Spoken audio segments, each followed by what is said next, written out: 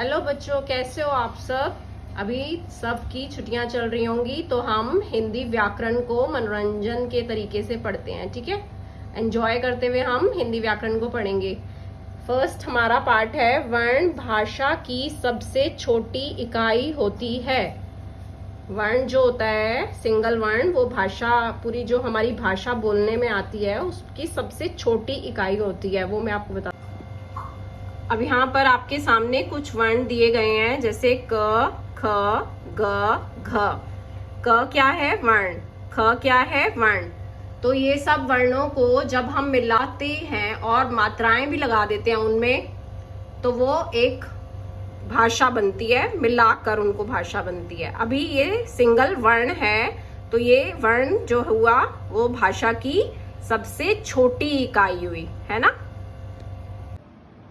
अब हमारा सबसे फर्स्ट जो पॉइंट है, वर्ण भाषा की सबसे छोटी इकाई होती है। तो वर्ण भाषा की क्या होती है? सबसे छोटी इकाई।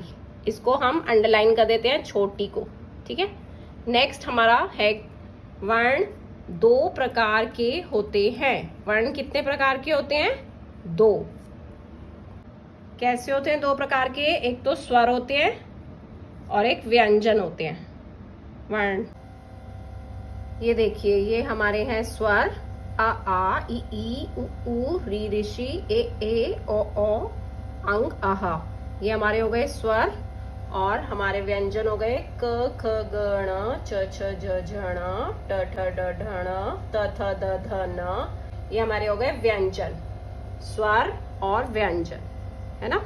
ये हमारे वर्ण दो प्रकार के हो गए। वर्णों के निश्चित व क्रमबद्ध समूह को वर्णमाला कहते हैं। देखो, ये एक माला बनी हुई है, जैसे मम्मा नेकलेस पहनती हैं, है ना, माला पहनती हैं, वैसी एक माला बनी हुई है। ये स्वर आ ई ये सब यहाँ तक ये कंप्लीट हो गए। यहाँ से क ख ग स्टार्ट हो रहे हैं व्यंजन, और इन सब को जब मिलाकर एक माला बन जाती है तो उसको हम क्या बोलते हैं? वर्णमाला।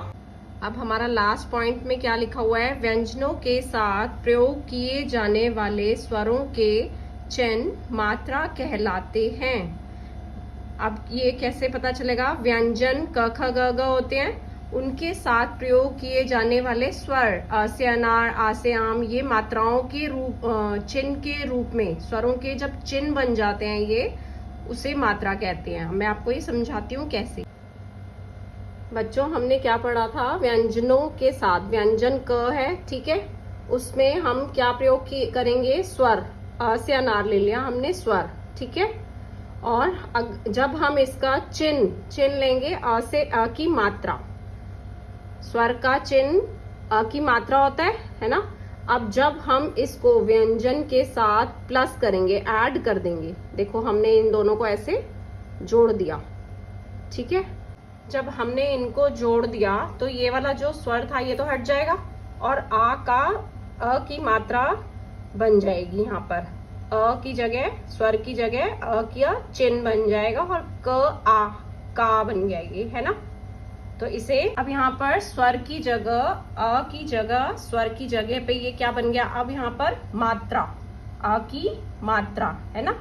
व्यंजनों के साथ प्रयोग किए जाने वाले स्वरों के चिन्ह क्या कहलाते हैं? मात्रा कहलाते हैं।